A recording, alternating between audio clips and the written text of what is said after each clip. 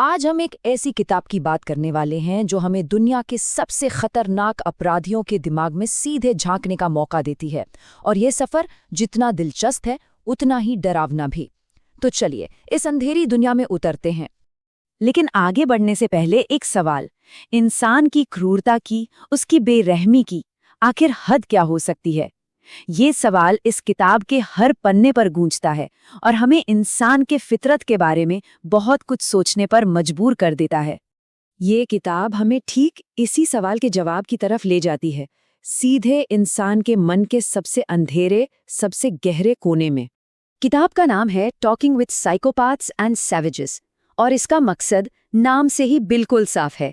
ये हमें उन लोगों की सोच से रूबरू कराती है जिन्होंने ऐसे भयानक अपराध किए हैं जिनकी हम शायद कल्पना भी नहीं कर सकते। तो ये किताब बाकी क्राइम कहानियों से अलग कैसे है?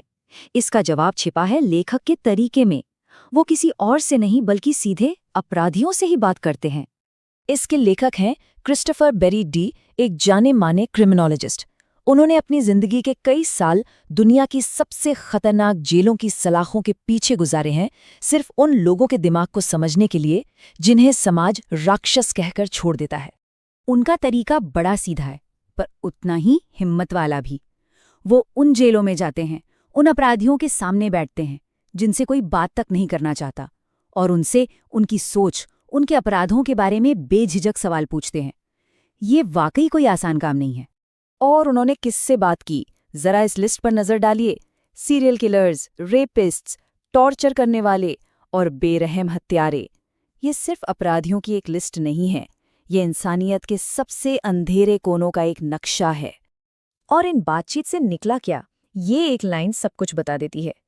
कई अपराधी अपने भयानक जुर्मों के बारे में ऐसे बताते हैं जैसे वो किसी आम दिन की कहानी सुना रहे हों, बिना किसी शर्म के, बिना किसी पछतावे के। और सच कहूं तो यही बात सबसे ज्यादा डराती है। तो चलिए अब अगले हिस्से पर चलते हैं और देखते हैं कि ये किताब एक साइकोपैथ की सोच के बारे में हमें क्या सिखाती है। तो एक साइकोपैथ और एक आम इंसान की सोच में आखिर फर्क क्या है? यहाँ सब कुछ बिल्कुल साफ है। जहाँ एक आम इंसान में सहानुभूति होती है, पछतावा होता है, दूसरों का दर्द महसूस करने की क्षमता होती है, वहीं एक साइकोपैथ के लिए सारी भावनाएं जैसी हैं ही नहीं। उन्हें किसी के दर्द से रत्ती भर भी फर्क नहीं पड़ता। पर यह किताब सिर्फ ये नहीं बताती कि ये लोग क्या करते हैं, बल्कि ये समझने की भी कोशिश करती है कि वो ऐसे क्यों बने। कई मामलों के पीछे उनके बचपन में हुए भयानक अत्याचार और गहरी मेंटल इंस्टेबिलिटी की कहानी है। हाँ, ये समझना जरूरी है कि ये उनके अपराधों का कोई बहाना नहीं है, पर ये उस प्रोसेस को जरूर दिखाता है जिससे एक इंसान राक्षस बन जाता है।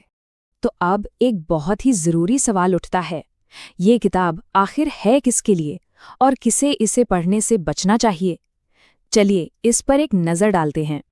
देखिए, इस टेबल में सब कुछ साफ है। जो लोग ट्रू क्राइम में दिलचस्पी रखते हैं या क्रिमिनल साइकोलॉजी पढ़ रहे हैं, उनके लिए तो ये किताब बहुत ज़रूरी हो सकती है। लेकिन हाँ, जो लोग कमज़ोर दिल के हैं या हिंसा की बातों से परेशान हो जाते हैं, उनके लिए इससे दूर रहना ही बेहतर होगा। ये कोई हल्की फुल्की किताब बिल्कुल नहीं है। हमारी तरफ से इस किताब को मिलते हैं 5 में से 4 स्टार। ये रेटिंग बताती है कि किताब कितनी अच्छी तरह से लिखी गई है और कितनी गहरी रिसर्च पर आधारित है। 1 स्टार शायद इसलिए कम है क्योंकि इसका टॉपिक हर किसी के लिए नहीं है। तो आखिरी फैसला क्या है? ये किताब दिलचस्प है, रोमांचक है और साथ ही बेहद डरावनी भी। ये इंसानी मन की उस काली हकीकत को सामने लाती है जिसे हम अक्सर अनदेखा करना ही पसंद करते हैं। और अब आखिर में एक ही सवाल बचता है, क्या कोई भी इंसानी मन इस काली दुनिया का सामना करने और उसे समझने के लिए सच में तैयार हो सकता है? इसका जवाब शायद हर किसी को खुद ही तलाशना होगा। आज हम क्रिस्टोफर बेरी डी की किताब के सहारे दुनिया के कुछ सबसे खतरनाक अपराधियों के दिमाग के अंदर झांकने वाले हैं। ये एक ऐसी डरावनी यात्रा है जो हमें दिखाती है कि एक हत्यारे का मन आखिर काम कैसे करता है।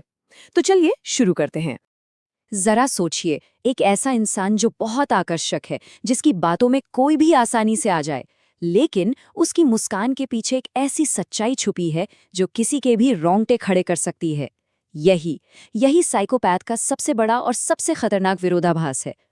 तो सवाल ये है कि असल में एक साइकोपैथ होता कौन है और वो दुनिया को धोखा देने के लिए आखिर ये मुखौटा पहनता कैसे है।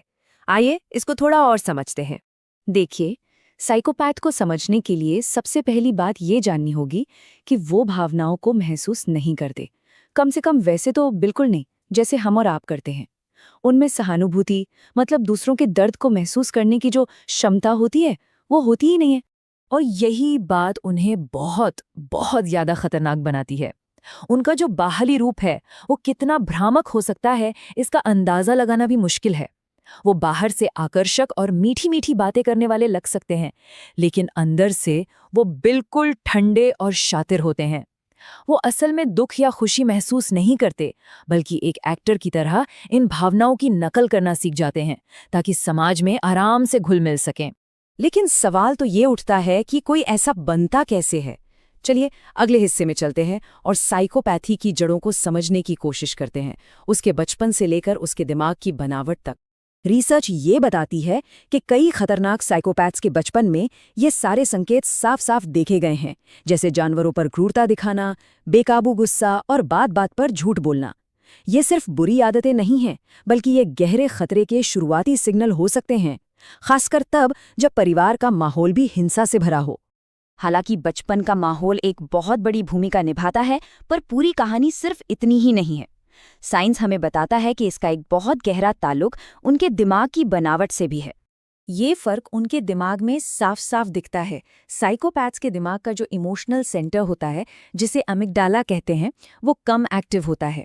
इसका सीधा सा मतलब है कि उन्हें डर और दर्द का एहसास बाकियों के मुकाबले बहुत कम होता है, और यही वजह है कि वे रोमांच और कंट्रोल की तलाश में किसी भी हद तक जा सकते हैं।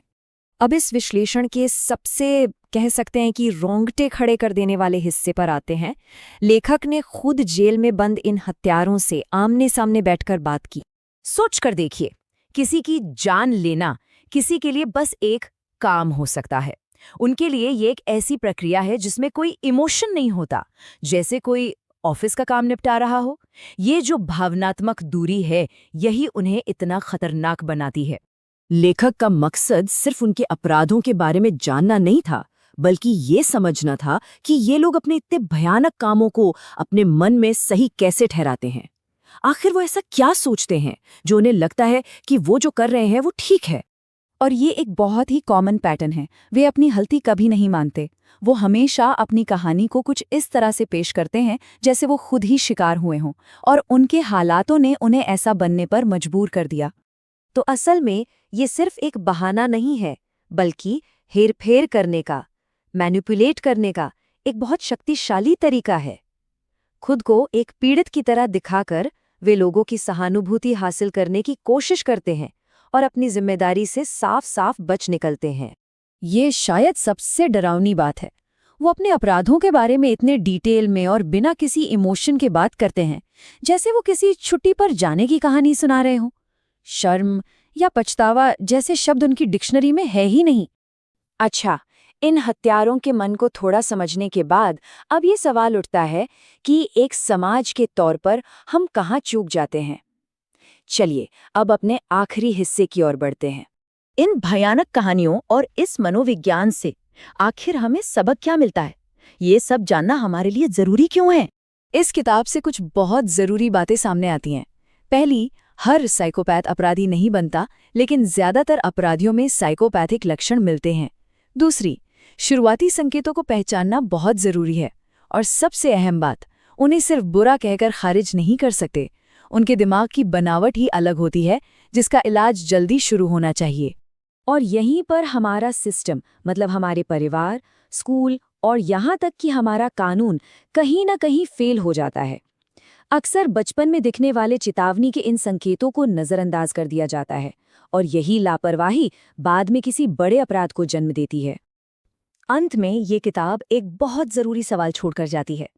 ये हमें इंसान के मन के सबसे अंधेरे कोनों की एक झलक तो दिखाती है, पर क्या हम अपने आसपास के लोगों के आकर्षक मुखौटों के पीछे छिपे खतरे को पहचानने के लिए सच में तैयार हैं?